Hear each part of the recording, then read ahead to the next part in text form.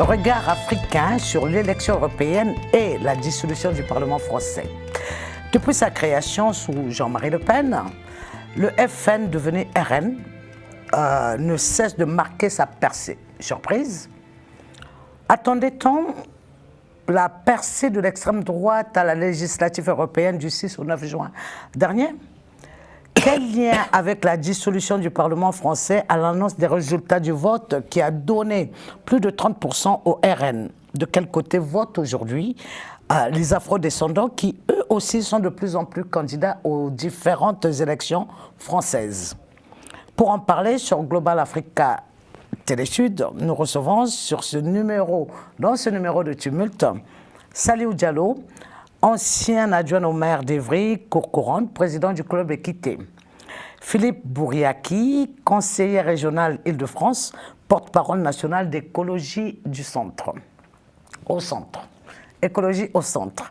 Jessica Elanger, conseillère municipale à Creil, élue sans étiquette. Bonjour chers tous et à madame, par qui nous allons commencer. Alors, qu'est-ce que ça vous fait de voir que le Front National, devenu RN, a marqué plus de 30 points aux législatives européennes? Premièrement, je pense que comme beaucoup de personnes qui sont des afrodescendants sur le territoire français, on est tous inquiets de voir la montée des extrêmes prendre de plus en plus de place et en plus à des postes de décision, de pouvoir. Et donc, bien évidemment, ça inquiète beaucoup d'entre nous. Beaucoup pensent même à revoir l'image, à revoir leur place en France. Est-ce que la France est toujours un territoire où on se sent en sécurité? Est-ce que la France est toujours un territoire où on peut penser à un avenir? Donc, ça inquiète beaucoup de personnes. Et beaucoup de personnes aussi au travail qui angoissent demain si Marine Le Pen ou Jordan Bardella prenaient le pouvoir. Comment ça se passerait? Alors, donc, de moins en moins de liberté pour les migrants ici en France, parce qu'elle dit dans son programme de cette année que seuls les Européens circuleront dans l'espace Schengen si elle a bonne place. Ça a été leur fonds de commerce depuis toutes ces années. D'ailleurs, ça a été la marque de fabrique de la présidentielle et des européennes. C'est eux qui ont donné le là. Beaucoup ont suivi derrière, les médias l'ont relayé et donc c'est devenu le thème de ces élections européennes, évidemment. Personne ne pouvait imaginer que le président de la République prendrait cette décision, qui est lourde de conséquences. On se le disait dans les couloirs des cercles des initiés, mais après les JO, après les vacances, à la rentrée, on s'attendait à cette possibilité. Mais là, il a pris tout le monde de court. D'une stratégie un petit peu dangereuse en tout cas. On joue avec la roulette russe, mais normalement, la roulette russe, on a une balle dans 6 barillet, et là, on a 5 balles dans 6 barillet. Donc, le coup peut partir et il peut être très violent. Alors, Saliou Diallo, vous avez été pendant 18 ans quand même, le maire d'un département très afro, par le nombre d'Africains qui y habitent. Mais est-ce qu'on peut dire que ce résultat aux législatives européennes sont liés, et ça s'est fait plutôt de façon crescendo, la fille qui tue le père pour s'installer et qui s'élimine elle-même en mettant Jordan Bardella, quelqu'un de plus jeune, pour parler justement aux jeunes qui ont donné ce résultat? Bon, moi ce que je constate, c'est que le Rassemblement national a crevé son plafond de verre. Ça veut dire que le Rassemblement national nous a montré que maintenant c'est un parti normal et qu'il peut être le premier parti de France. Donc on ne considère plus le Rassemblement national comme nous l'avions considéré, nous, à une certaine époque, quand nous avons commencé à appuyer, à donner confiance aux partis traditionnels pour nous empêcher qu'un jour on se retrouve face au Front national. Moi j'étais là, il y a plus jeune que moi, qui n'a peut-être pas participé au vote, quand Le Pen est passé au présidentiel. Donc nous sommes mobilisés et nous avons apporté toute notre confiance à l'époque à Chirac. Et à partir de ce moment, on a toujours voté contre le Front National. Et pour que le ça, c'était en 88. Voilà, 88, depuis 88. 14% à l'époque. Voilà. Et depuis, on s'est toujours on s'est toujours mobilisé contre le Front National. Mais il y avait un deal avec les partis traditionnels. On est avec vous, mais protégez-nous du Front National. Qu'est-ce qui s'est passé après plusieurs années? C'est que petit à petit, il y a des partis qui ont voulu vider de son essence le Rassemblement national, en faisant des actions, en faisant des politiques qui sont inspirées du Front National. Et en jouant avec le feu, petit à petit, ces partis ont perdu leur confiance et aujourd'hui se retrouvent avec le Rassemblement national de Mme Le Pen en position de remporter les législatives. Et ça, ce n'est pas de notre responsabilité. Ce n'est pas de la responsabilité des afro-descendants. Nous avons toujours fait notre travail. C'est aux autres partis qu'on demande pourquoi ces partis n'ont pas fait leur travail. Oui, mais peut-être que Jessica, qui est d'une autre génération, dira le contraire, parce que ce sont justement les jeunes Africains aujourd'hui, les jeunes du Maghreb aujourd'hui, qui votent Front National. Ils se disent que le Front National aujourd'hui et le Front National RN est beaucoup plus sincère dans sa démarche en disant ce à quoi l'on doit s'attendre, contrairement aux autres partis qui prennent une chose et qui appliquent plutôt la politique, surtout migratoire, du Front National. Alors, je suis totalement d'accord sur le fait que, finalement, il y a plusieurs débats, notamment sur la question de la perception. On a toujours eu ce sentiment en France que, finalement, les personnes racisées, les personnes issues de l'immigration étaient écoutées.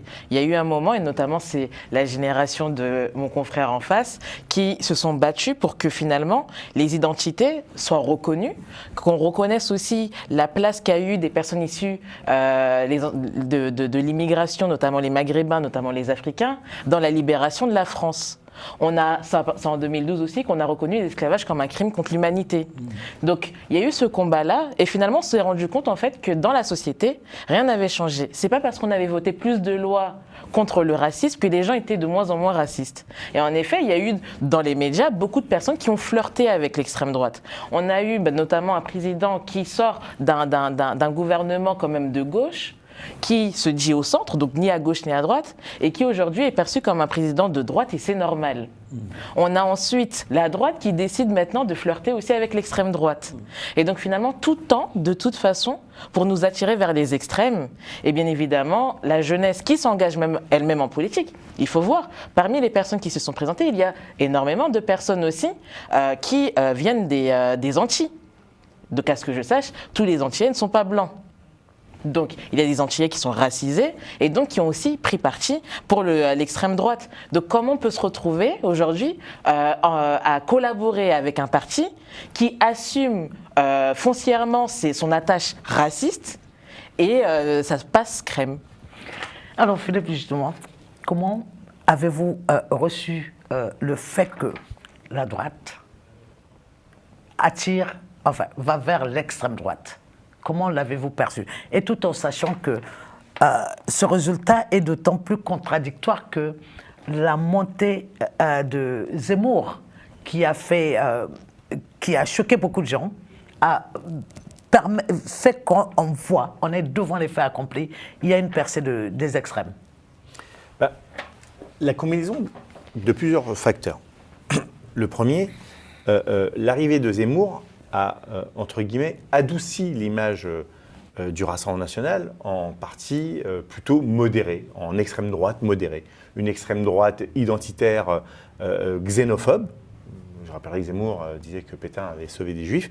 On n'a pas la même culture de l'histoire, visiblement. Et donc, ça notabilisait, et vraiment, on avait l'impression que Marine Le Pen s'était candie par rapport à Zemmour. Il y avait plus extrême que l'extrême droite. C'est complètement fou.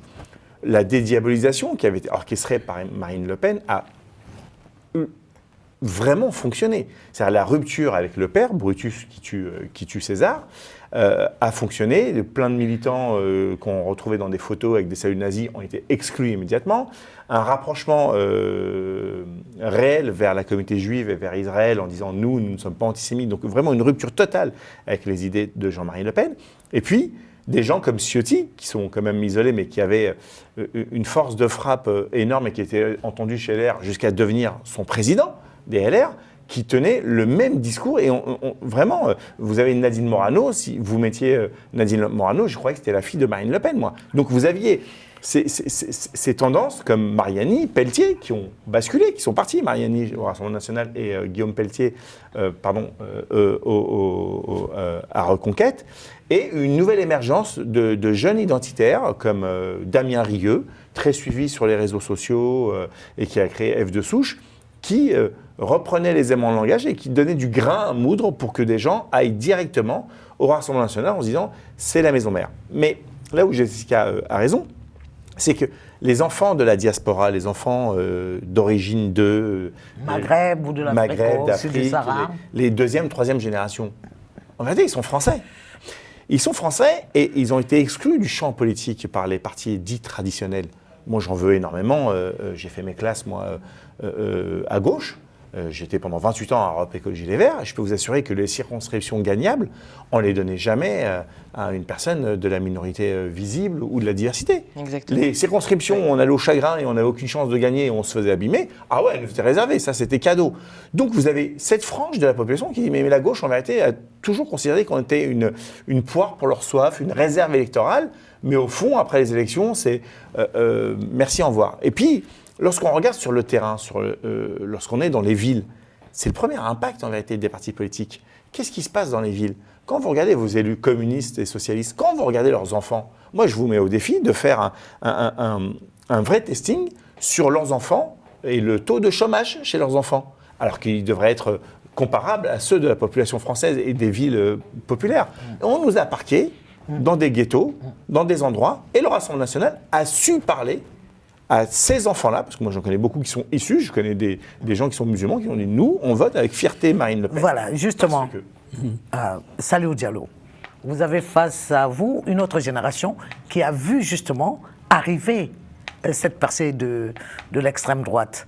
Et vous, est-ce que vous l'avez vu aussi ou non, ou sinon vu autrement? Moi, je reviens aux élections européennes. J'ai regardé la liste de plus de 80 députés européens. Il y a une seule afrodescendance sur plus de 81.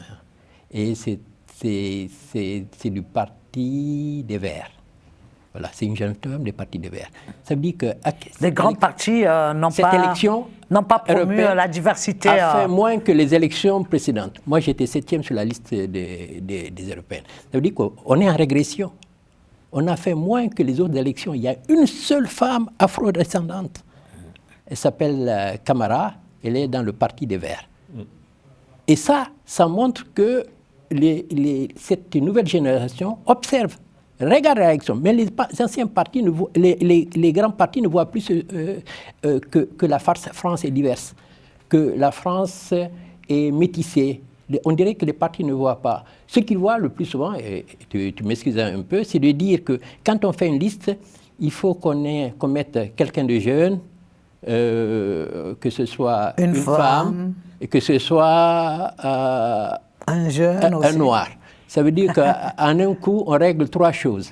La jeunesse, la parité, la diversité, et on met une personne. Effectivement, les Verts ont choisi en un coup de régler... Vous avez le 4, le strike. Voilà. 4 en 1 4 en 1 Oui. Voilà, de régler ce problème. Il n'y a que ce souci. Mais ce n'est pas un souci de représentation. On est toujours dans le problème de la diversité cosmétique, mais qui ne pèse pas. C'est de la diversité que nous avons appelée cosmétique il y a plus de 40 ans, en disant qu'on voulait une vraie diversité réelle qui participe au pouvoir, qui a le pouvoir. Voilà. Donc, le pouvoir a été préempté par des partis politiques qui mettent des gens, des Français, des afrodescendants, juste pour meubler. Le côté cosmétique. Voilà, le côté cosmétique. Le décor. Voilà. Mais quand il le faisait, il y a 40 ans, c'était vraiment une promotion pour les Africains de l'époque. On se disait, c'est pas grave, on y va, ça va évoluer. Mais maintenant, la jeunesse ne le voit plus comme une promotion. Voilà. Moi, je me suis battu, j'étais le premier noir à être maire adjoint, mais c'était préparer la suite pour les autres. J'étais pas totalement d'accord, mais je préparais la suite pour les autres. Mais ceux qui sont là maintenant, non. Et je vous dis, une fois que le Rassemblement national est devenu un parti comme les autres, maintenant, ça ne me gêne pas qu'il y ait des noirs dedans. C'est un parti comme les autres. Si c'est un parti comme les autres, c'est qu'il y aura des Noirs comme les autres. Ça, c'est obligatoire. Bon, ceux qui sont dans les îles, c'est beaucoup plus par nationalisme qu'ils rentrent dans des partis extrêmes que par racisme. Ce n'est pas le même phénomène. Par contre, en métropole, certains rentrent dans ces partis par racisme. C'est des racistes. Ce n'est pas des nationalistes qu'il y a seulement dans ces partis, ce sont des racistes. Des Noirs racistes envers des Noirs? Non, des nationalistes. Je comprends que des nationalistes, en fait, dans des pays comme les Antilles, puissent dire que voilà, nous défendons nos territoires, nous défendons... Ce n'est pas la même configuration. Quand vous dites qu'en métropole, c'est du racisme, en métropole, c'est du racisme. Je veux comprendre. Parce qu'on parle de la percée des Noirs aussi. Hein. Voilà. Dans ces partis-là, vous avez évoqué que vous comprendrez qu'il y ait des Noirs dans les extrêmes, dans les partis d'extrême. Mais est-ce que, finalement, vous voyez que les Noirs sont aussi racistes avec les Noirs quand ils adhèrent? Ou comment l'expliquez-vous? Non, mais parce que dans le parti d'extrême ont une philosophie de 1+1. Ils essayent d'attirer tout le monde.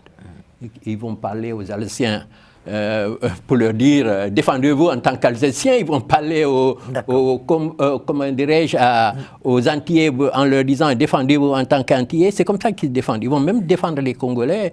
Donc ils font du communautarisme. Voilà, c'est ça. Attiré par communautarisme. C'est du 1 pour 1.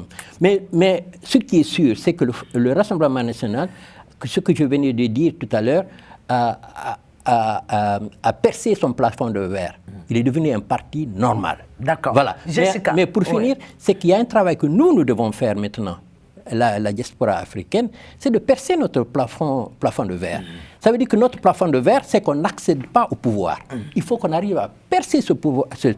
Comme aux États-Unis, où Barack Obama est devenu président, comme en Grande-Bretagne, où des descendants d'Indiens sont devenus premiers ministres, en France, on n'arrive pas à percer ce plafond de verre. Et ça, c'est ça le but de cette génération. On y reviendra. C'est devenir maire, président de conseil général, président de la République et premier ministre. Voilà les objectifs à viser. Salut, on y reviendra. Voilà. Alors, Jessica, je voudrais savoir, vous avez certainement vu arriver Macron avec République En Marche.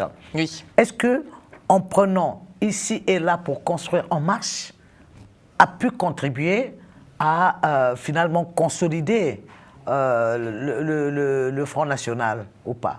Je n'arrive pas à dire... oui, alors c'est la question, c'est est-ce que la stratégie de Macron qui a été de d'abord prendre des personnes à gauche à droite et à droite aussi, donc du coup pour consolider l'image du fait qu'il n'est ni de gauche ni de droite, mais qu'il incarne vraiment la posture d'un président du centre, a marché, oui, premièrement.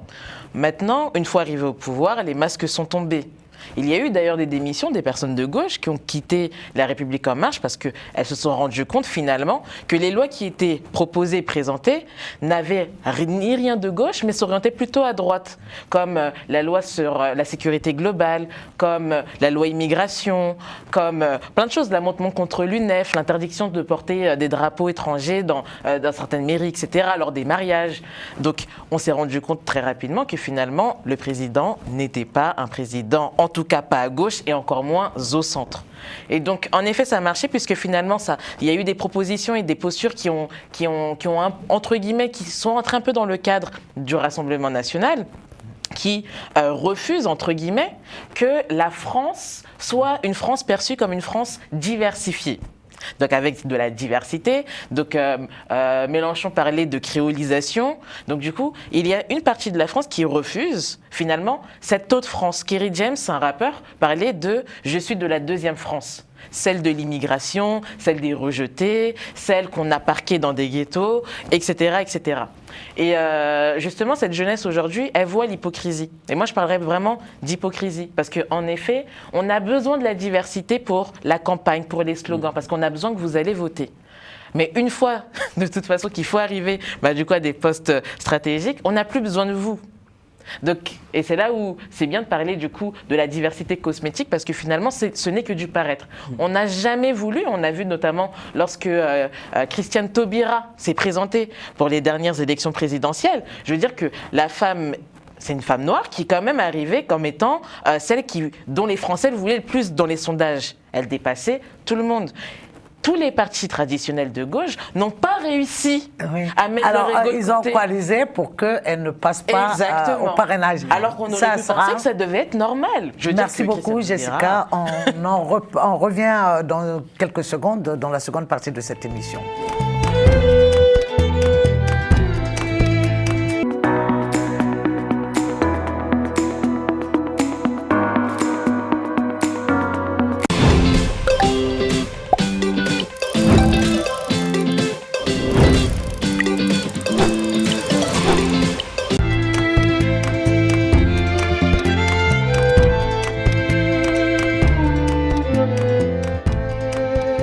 Voici sur Tumult, sur Global Africa Télé Sud, même plateau, mêmes invités, et nous allons aborder la seconde partie de notre émission pour dire maintenant, finalement, quel lien entre la dissolution de l'Assemblée qui survient quelques petites heures après, seulement le vote, les résultats de la législative en Europe, quel lien? Quand on a constaté la percée justement du Rassemblement national. Quel lien, Philippe? Je crois qu'il faudrait le demander au président de la République. Il n'y a que lui qui pourrait répondre. Alors on va tous extrapoler. Oui, mais on peut donner son idée. Quel lien? Mon idée. Qu'est-ce qui pourrait faire? Qu'est-ce qui pour vous a pu faire ce lien? Il y a quelques mois, j'avais émis une théorie et tout le monde m'a rionné. Et alors aujourd'hui, je ne suis pas heureux que ma théorie soit établie de fait, mais je suis heureux de me rendre compte que celles et ceux qui ont fait les grandes études n'ont pas vu arriver ce qui allait arriver. Le président de la République souhaite ardemment faire un troisième mandat. N'ayant pas la possibilité d'avoir, je vous dis, là, on est vraiment dans la science-fiction perverse, d'accord, dans le fantasme. N'ayant pas la possibilité d'avoir la majorité au Congrès, vous savez qu'il faut 3/5 du Congrès, le Sénat et l'Assemblée nationale, on ne pouvait pas faire une dérogation à notre Constitution. Donc il ne peut pas faire plus de mandat. Sauf qu'il y a une faille. Mais là, c'est une grande spéculation quand même. Mais on y arrive. C'est trop gros pour qu'on laisse passer. Je sais, quand j'ai parlé de la dissolution, quand j'ai parlé de la dissolution... De dire que le président veut un troisième mandat. Je reviens un peu là-dessus pour vous permettre de vous expliquer, mais soyons d'accord que vous êtes dans la spéculation. Du tout. Je pense que je suis dans une réelle fiction. Parce que quand j'ai C'est des prospectives. Quand j'ai dit, et Jessica m'en est témoin hier à la radio, il y a 3 mois, que voilà ce qui va se passer le lendemain des élections européennes, tout le monde a rigolé, on me dit il n'y aura jamais de dissolution parce qu'il va donner le pouvoir au Rassemblement national. En donnant le pouvoir au Rassemblement national sans qu'ils aient la possibilité d'interférer sur le Sénat ou sur le Conseil constitutionnel, vous les verrouillez. Vous les verrouillez, vous les obligez à légiférer par 49.3. Donc, la même politique que Macron, et vous avez vu comment réagissent les marchés. Donc, ils ne vont rien pouvoir faire hormis une catastrophe. Et donc, dans 3 ans, en démissionnant un petit peu avant, il dira je reviens tel un sauveur. Donc on prend les paris aujourd'hui et vous allez voir, je pense que le scénario machiavélique qui a été monté par le président de la République, sûrement dans un espace de panique, puisque personne n'était au courant, y compris le Premier ministre qui le dit « laisse-moi, je sers de fusible », il a refusé en faisant une dissolution, alors que les résultats n'étaient même pas connus encore, les résultats définitifs. C'était fou ce qui s'est passé. Les gens étaient en train de dépouiller dissolution de l'Assemblée nationale. Enfin, je veux bien être dans la science-fiction bizarroïde. On en reparle dans quelques temps. Salihou Diallo, qu'est-ce que vous pensez de l'exposé de Philippe qui pense à la vérité d'un troisième mandat de Macron? En fait, moi, je pense que vu la situation de crise que vit la France, Macron a voulu refiler la patate chaude au Rassemblement national. Donc, il ne fait que de la politique. Mais maintenant, il prend des risques. Il a gagné 2 fois face à Marine Le Pen. Ce n'est pas évident qu'une 3e fois, il puisse gagner. Donc il prend des risques et nous, il nous fait prendre beaucoup plus de risques en tant qu'afro-descendants. Parce que quand on voit ce qui s'est passé ces dernières années, ces 20 dernières années, les politiques publiques en direction des afro-descendants, en fait, on a vidé complètement de sa substance la politique d'immigration de Le Pen à travers les circulaires Valls, Darmanin, à travers toutes ces lois qui ont encore rendu difficile la vie des Africains, des afro-descendants. Bon, maintenant, ce qui va se passer, c'est que, à force de jouer, le Front National, le Rassemblement National s'attend depuis longtemps à être un parti de gouvernement. C'est pour ça que je parlais de ce plafond de verre qu'ils ont crevé. Maintenant, ils sont prêts à gouverner. Et ils sont prêts à gouverner avec la droite extrême. Ce n'est plus seulement l'extrême droite, mais l'extrême droite et la droite extrême sont prêtes à gouverner. Et donc, ça change la donne. Il faut un sursaut citoyen de la gauche et des Verts et autres pour qu'on arrive à inverser cette situation-là. Bon, je demande à tous les afrodescendants, les jeunes, d'aller s'inscrire pour voter aux législatives. Oui, on y reviendra, voilà. On reviendra sur les perspectives plus tard. Mais Jessica, ça veut dire que Marine Le Pen pourra imposer à l'Europe que l'enfant né de parents immigrés qui ne sont pas français, qui ont des titres de séjour de 10 ans toute leur vie, leurs enfants qui ne sont pas français jusqu'à l'âge de 13-16 ans, ne pourront pas être européens. Ils naîtront tout simplement français, pas européens, ils naîtront espagnols, pas européens, parce qu'ils ne pourront pas bouger dans l'espace Europe, dans l'espace Schengen. Alors, c'est une volonté, c'est un fantasme, bien évidemment. Du coup, ça va être déjà très compliqué pour qui que ce soit de vérifier et ensuite de faire du cas par cas, puisque, encore une fois, toute proposition peut entraver ou pas notre Constitution. Notre Constitution, elle est très claire. La France, elle est une et indivisible, et la France ne doit pas faire, en tout cas, de contrôle aux faciès, etc. Donc, ça supposerait qu'on donnerait des commandes à des policiers. Et donc, du coup, il y a un problème quelque part. Il y a un problème pour beaucoup de personnes. Maintenant, en effet, il y a la montée des extrêmes au sein de l'Union européenne, à voir ce que ça va donner. Je pense déjà que le premier sujet, ça va être la question des moyens qu'on donne à l'Ukraine contre la guerre en Russie. Ça va être déjà le premier sujet, puisqu'il y a beaucoup de pays frontaliers à l'Ukraine, dont la Pologne, etc., qui ne sont pas contents actuellement de cette crise, de cette guerre, etc., parce que ça entrave leur économie. Donc je ne pense pas au fantasme. Je pense que Marine Le Pen surfe pour faire plaisir à son électorat, mais une fois au pouvoir, comme beaucoup de partis ont déçu la population, elle décevra aussi. Alors, mais le fait d'y penser, Philippe, le fait de penser que l'Europe doit choisir parmi les Français ou les Espagnols ou les Portugais vivant en Europe qui va être mobile ou pas. Le fait d'y penser, est-ce que on trouve quand même encore adhésion au Rassemblement national ne pose pas un problème qu'il faille regarder de plus près? Non, parce que par effet miroir, les populistes ne sont pas arrivés en force uniquement en France, en Allemagne, en Hollande, en Italie. Oui, mais tout ça, justement, on pourra dire que ce sont des pays de peu d'immigration par rapport à... Ah non, non, du tout. Ah non, la France quand même, en matière... D'accord. Non, parce que nous, on regarde avec l'histoire de la France et de la colonisation. Donc, on a... 14 pays quand même contre quelques-uns, ou même pas du tout pour l'Allemagne, pour la Norvège. Non, je vous dis. Non, mais c'est notre immigration qui vient plutôt du Moyen-Orient, qui vient de l'Eurasie, oui. qui va sur ce secteur-là. Oui. Nous, en France, on est plutôt bercés par une immigration qui vient du continent africain, mais parce qu'il y a une culture, il y a l'histoire de la langue, il y a l'histoire de la colonisation qui existe, et puis des racines, parce qu'on a de la famille qui est en France et d'autres qui sont dans les pays sud-sahariens ou au Maghreb. Donc, c'est pas la même immigration, certes, mais par exemple, les Marocains vont plus facilement en Espagne ou au Portugal qu'en France. Parce qu'il y a une proximité, puis il y a une histoire avec la colonisation et l'Espagne qui avait une partie du Maroc lorsque les grandes nations, je mets des guillemets, se sont divisées le monde. Ah oui, donc, les Indiens et les Jamaïcains iront plus facilement en Grande-Bretagne. Tout à fait. Donc, mais ils ont le montée des populismes a été crescendo, mais partout en Europe. Nous, en fin de compte, on était entre guillemets avec l'Espagne, la dernière vague. Mais c'était quelque chose d'assez visible. Mais j'ai envie de dire à celles et ceux qui nous regardent, on m'a envoyé une image ces derniers jours qui est claire. C'est ce loup qui est à une tribune de meeting et en face de lui, il n'a que des brebis. Il leur dit « Votez pour moi, demain je deviens végétarien ». Les promesses n'engagent que ceux qui les croient, comme disait si bien le président Mitterrand. Oui, on va déchanter.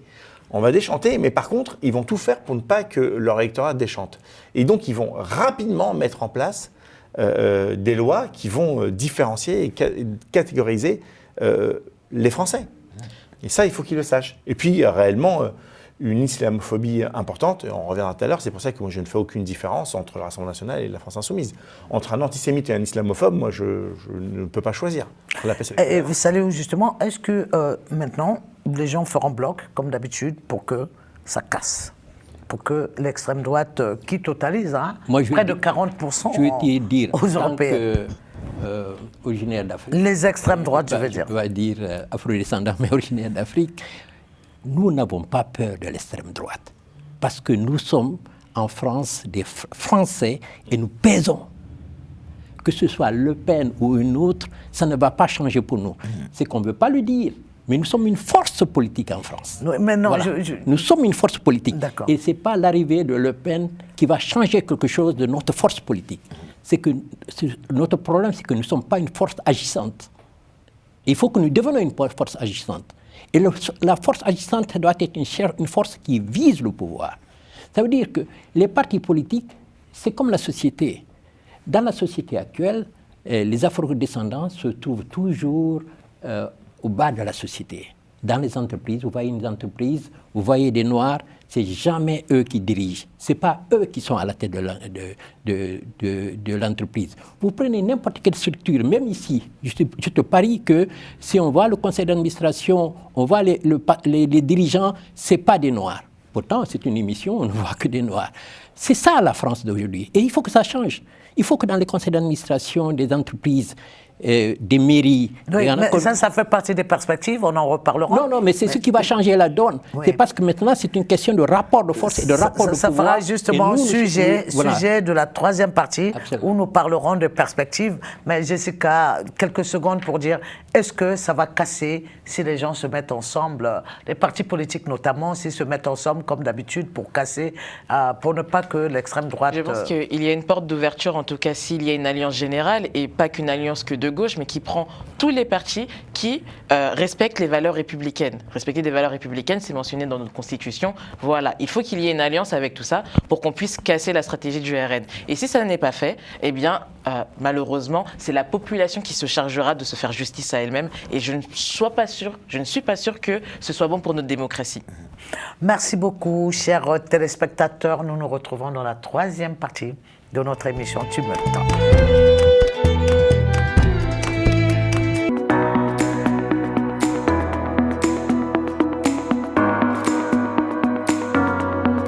Bon, enfin, c'est vrai, j'ai un peu traîné sur Internet la semaine dernière. Ah. Je suis tombé sur des codes craqués. Mais moi, j'ai pas craqué, hein. Bravo. J'ai tenu bon. Je suis fier de vous. Je tiens bon. C'est bien. Merci à vous, qui soutenez la création en regardant légalement vos films et vos séries. Je tiens bon, je tiens bon, je tiens bon.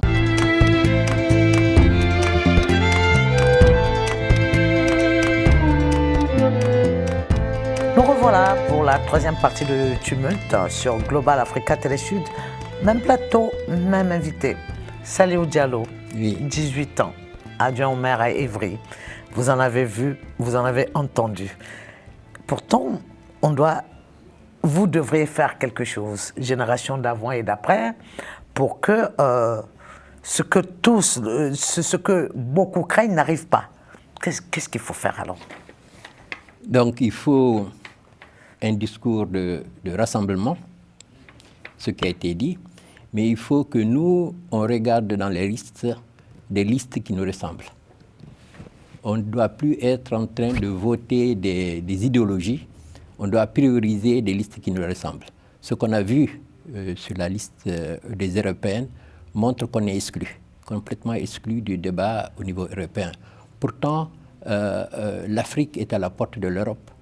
Il aurait fallu qu'il y ait des représentants, des gens qui connaissent l'Afrique au niveau du Parlement européen pour parler de l'avenir de ces deux continents. Parce que l'avenir, il n'y a pas d'avenir pour l'Europe sans l'Afrique. Et la jeunesse qui est ici actuellement, la jeunesse africaine, c'est l'avenir de la France. Et si Marine Le Pen pense qu'elle peut travailler sans cette jeunesse, elle se trompe. Ah, Marine Le Pen a un frère siamois, hein? Plus siamois peut-être Éric Zemmour. Bon, moi, que ce soit Éric Zemmour, ou je voulais te le dire, le discours de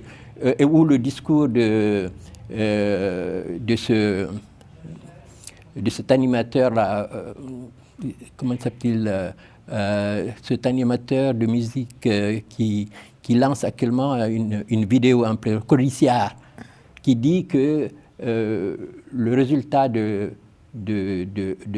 Rassemblement national est dû à l'incivilité des Noirs. Et pourtant, c'est un Noir. Et je suis vraiment désolé de dire qu'on doit exclure mais ça, c'est un ces cri gens. de cœur. C'est peut-être dans le fond de son discours qu'il faut regarder. Non, mais que les Noirs ont laissé faire. C'est un discours dangereux certainement. de dire que c'est l'incivilité des Noirs qui fait que le Front National a ce score, et surtout quand c'est dit par un animateur aussi bien connu, et puis que c'est un Noir lui-même qui le dit. Il faut qu'on change d'esprit. Notre plafond de verre, il faut qu'on soit clair. C'est nous, comment on peut accéder au pouvoir. Il n'y a pas d'autre horizon. Le Front National est arrivé à devenir un parti normal. C'est qu'en France, on doit avoir l'habitude de voir des Noirs à la commande. Merci beaucoup. Voilà. Jessica, pendant ce temps, le discours noir, pourtant, à l'endroit des Occidentaux est corsé. Ils ne voient pas ce qu'on appelle les panafricanistes qui veulent de l'Afrique, alors qui veulent que les gens retournent en Afrique. Pour la plupart, ils sont eux-mêmes français, et ils n'ont jamais donné de perspective pour comment vivre ici et se développer, et comment développer aussi le continent, la terre d'origine. Est-ce que tout ça fait que les jeunes soient perdus et qui vont taper à la porte de l'extrême, des extrêmes? Et sinon vraiment on est dans les perspectives, qu'est-ce qu'il faut faire? Moi, je dirais on se rend compte que de toute façon, le premier parti de beaucoup de personnes de la diversité et de la jeunesse, c'est l'abstention. Ça, c'est la première chose. Donc, il y a beaucoup de personnes qui ont démissionné, qui ne pensent même plus à figurer parmi les instances. Et les peu de personnes qui osent, qui disent qu'il y a encore des choses à faire, eh bien, malheureusement, elles se retrouvent en face de personnes qui ne veulent pas de ces personnes-là, voilà, qui fassent partie des instances. Donc c'est un combat dans les deux sens, parce que c'est un combat, ça a été un combat par exemple pour moi, aller moi-même toquer à la porte de mes propres confrères pour leur dire que c'était important d'aller voter, et ça a été encore plus un combat pour moi-même me battre au sein d'un parti, pour faire valoir ma place. Donc c'est toujours un combat dans les deux sens. Moi je vais mettre l'accent surtout parce que vous en avez parlé, c'est la question de la diaspora. La question de la diaspora, à un moment, pour la France, c'était inimaginable aussi de penser que le Mali ne voudrait plus de la France sur son territoire. Le Niger, pareil. Le Burkina et tout ce qui s'ensuit. La donne, elle change. Les rapports de force ont changé. Le monde est mondialisé. Peu importe que Marine Le Pen soit là ou pas, elle ne peut pas faire sans le reste du monde. On importe des choses à l'extérieur. Il fut un moment, la risée, c'était des Chinois. Non, mais le Made in China, non, mais etc. Aujourd'hui, le pouvoir change. La France n'est plus 5e puissance, elle est devenue 7e. Et je pense qu'elle redescendra si on continue dans ce genre de lancée. Et oui, il nous faut des personnes de la diversité à des postes de décision, comme un peu l'Angleterre a fait. Ça n'a jamais dérangé l'Angleterre d'utiliser sa diaspora pour faire marcher les affaires. Ça n'a jamais dérangé les Américains d'utiliser des personnes de la diversité pour faire valoir et pour faire grandir leur territoire.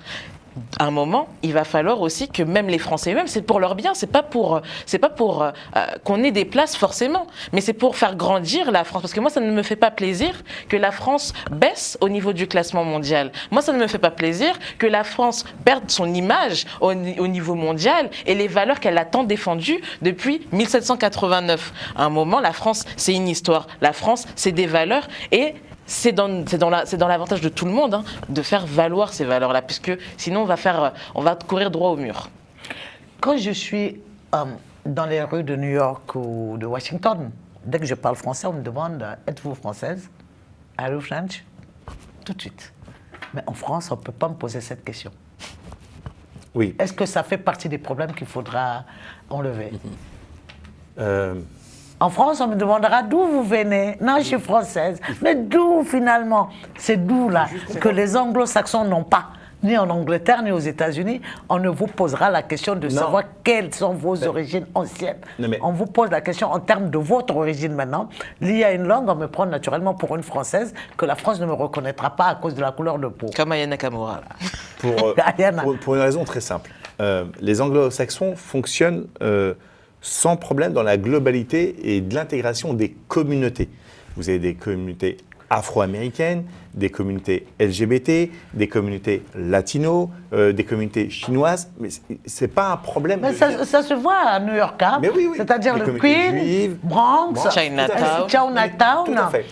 Alors qu'en France, notre modèle de 1905 sur la laïcité, la séparation des églises et de l'État, notre modèle de la Révolution française 1789, c'était la nation et la citoyenneté. Donc, en gros, vous êtes français, quelles que soient vos origines, votre couleur de peau et votre religion. Normalement. Si on suit l'esprit des révolutionnaires, normalement.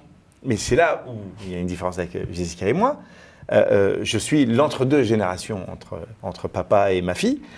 J'ai envie de dire, parce que je l'ai vu, moi, la marche de l'égalité et de la fierté qu'on a appelée la marche des beurs, récupérée par SOS Racisme, sous-pilotée par le Parti Socialiste, qui nous a utilisés, et je vous le dis, les mots sont violents, mais comme des bougnoules et des négros de service. Mais ça a commencé à un peu changer à partir de 98. Oui, quand on a dit ça a changé parce qu'il y avait une liesse, etc. Mais ça a changé juste sur les sportifs. Sur le concept verbal. Mais papa l'a dit tout à l'heure. Sur les responsables des entreprises du 440, vous voyez très peu des gens de la diversité. Et pourtant, nous avons des grands talents. Moi, j'ai rencontré un type une fois, il était bagagiste, et on se parle, etc. Je lui dis, mais attends, je me rappelle... T'avais pas fait une école d'ingénieur? Il me dit si, j'ai fait les mines, je suis sorti major de ma promotion. C'est pas possible que tu sois bagagiste. Il me dit, est-ce que tu as vu mon nom et mon prénom et ma ville?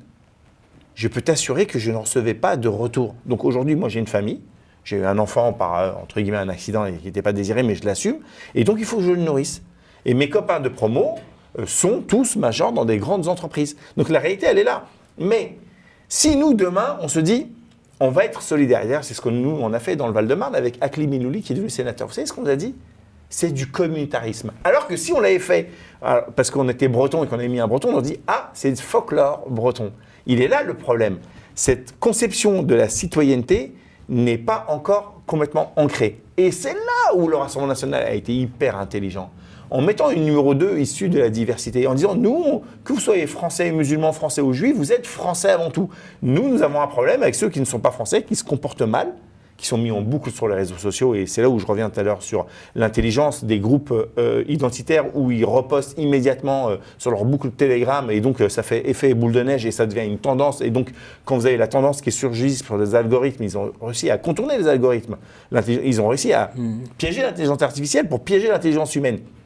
C'est là où nous sommes hyper faiblards. Et quand il y en a un de nous qui essaie de s'en sortir, les autres le tirent par le bas pour dire non, reste avec nous au fin fond du gouffre. Et notre faiblesse, leur force, c'est notre faiblesse. Alors, Salihou Diallo, il y a aujourd'hui, vous l'aviez dit, vous étiez le premier élu noir de France. Non, à Évry. Pardon, à Évry. Je laisse la place à Blaise Diagne, non, mais... qui était premier député. Oui, d'accord. Premier député, je vais dire en matière de mairie. Oui. Aujourd'hui, d'Évry à Paris, il y a un long chemin qui s'est fait. Par exemple, on voit aujourd'hui qu'il y a 100 jeunes élus maliens qui se sont constitués en association. Oui. Qu'est-ce que vous leur diriez aujourd'hui du haut de vos 18 ans d'ancienneté pour que ce plafond de verre qui est votre cheval de bataille puisse être franchi, puisse être cassé pour que on voit l'émergence d'un autre niveau d'Africains dans les postes décisionnels ici en France et en Europe. Le travail de ces regroupements d'élus, c'est de faciliter la tâche de ceux qui viennent adhérer dans les partis politiques, parce que le parcours, c'est un parcours d'handicap, c'est un parcours qui est difficile quand on vient de la diversité. De mon époque, on était élu parce qu'on était président d'une association, on utilisait les gens parce qu'ils savaient regrouper du monde, alors que les autres faisaient un parcours dans le parti et accédaient à des fonctions. Donc ce que moi j'ai vu pendant des années, des jeunes issus des quartiers, issus de la diversité, qui voulaient s'engager mais qui étaient perdus, qui ne savaient pas quoi faire. Donc il faut des structures pour les accompagner. Et donc ces structures, des associations de jeunes originaires du Mali, originaires de d'autres pays, c'est formidable à condition qu'ils accompagnent les jeunes à franchir certains, parce que c'est un parcours d'handicap. Et nous sommes les handicapés dans cette course. Et c'est formidable qu'il y ait ces jeunes. Mais quand même, il faut de temps en temps une réflexion globale. C'est ce qu'on n'a pas. Il faut qu'il y ait un réseau qui se mette en place entre ceux qui sont de ma génération et de la génération plus jeune pour qu'on puisse travailler ensemble, pour que maintenant que nous avons dépassé un certain seuil au niveau de la France, plus personne ne peut faire sans nous. Et celui qui fait sans nous, comme disait Mandela, fait contre nous. Voilà. Là maintenant, regardons dans les listes, regardons à ceux qui nous ressemblent dans les listes, regardons les listes qui rassemblent. Est-ce que ça ne sera pas dans ce cas du racisme ou du communautarisme à outrance? Ah oui, mais tu sais, on nous a foutu ce complexe de communautarisme. Moi, je me souviens la première fois que j'étais dans un rassemblement politique, je ne dis pas avant, j'ai rencontré un homme, un noir, dans une salle où il y avait 200 personnes. Hein? On était les deux seuls noirs. Je suis arrivé vers lui, je lui ai serré la main pour le connaître. Il m'a dit « Non, il faut qu'on se sépare parce qu'on va nous traiter de communautaristes. » On était deux dans une salle où il y avait 200 blancs et les deux faisaient du communautarisme. Alors à un certain moment, ça nous a mis des complexes. Mais quand il s'agit de nous parquer dans des quartiers, on ne parle pas de communautarisme. On nous laisse dans les quartiers. Non, mais il faut qu'on soit clair. Il faut qu'on soit clair. On a le droit de vivre partout. On a le droit de vivre comme des citoyens français. Nous sommes des citoyens français. Nous défendons la France. Mais est-ce que la France nous fait confiance? C'est ça la question actuellement. Merci beaucoup. Voilà. Merci. Ça sera la fin de cette troisième partie. Et nous allons entamer 5 petites minutes que j'appelle la partie la plus succulente de l'émission, qui traitera du narratif panafricaniste, des néo-panafricains. À tout de suite.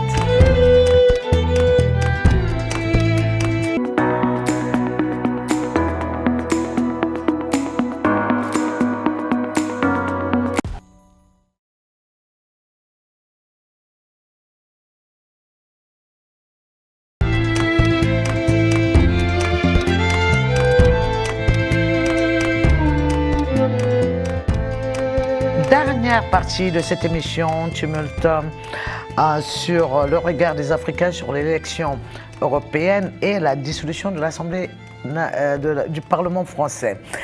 Mais dans cette partie, nous allons parler un peu du narratif panafricain qui a orienté les Africains vers un nationalisme qui apparemment n'a pas porté fruit en France ici, parce que c'est aussi des Africains, des Maghrébins, qui ont voté à l'extrême droite. Jessica, vous qui êtes élue, est-ce que vous avez fait le même constat qu'il y a un narratif qui fait qu'on veut qu'il y ait distension, qu'on veut retirer les Africains de tout ce qui se passe pratiquement ici en France? Il y a un narratif qui existe, notamment le narratif panafricain, qui veut que les Africains développent et retournent en Afrique, en tout cas retournent sur un territoire qui les respecte et qui les reconnaît.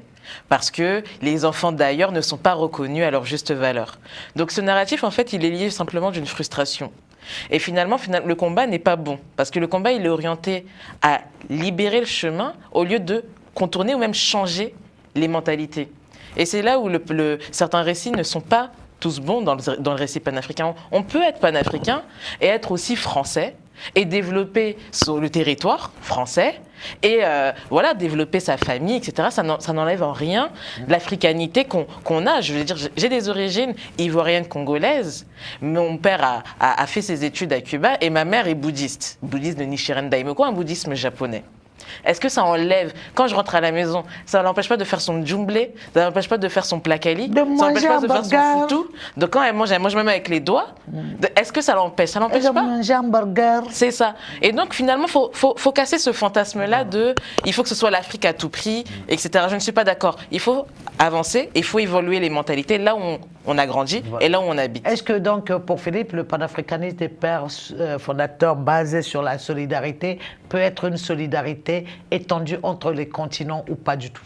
il doit être étendu entre les continents, cette solidarité. Mais elle doit être équilibrée. C'est-à-dire que lorsque vous donnez le pouvoir à un clan plutôt qu'à un autre, lorsque vous donnez la richesse du pays à un clan plutôt qu'à sa population, comment voulez-vous que sa population réagisse vers le pays père ou mère qui nourrit les tyrans? Ça n'existe pas. Ça n'existe pas. Donc, soit on respecte les gens. Et c'est en cela que on revient sur la politique nationale où on n'écoute pas. En disant, lorsque vous achetez le cacao, achetez-le au prix juste. Lorsque vous achetez l'uranium, achetez-le au prix juste.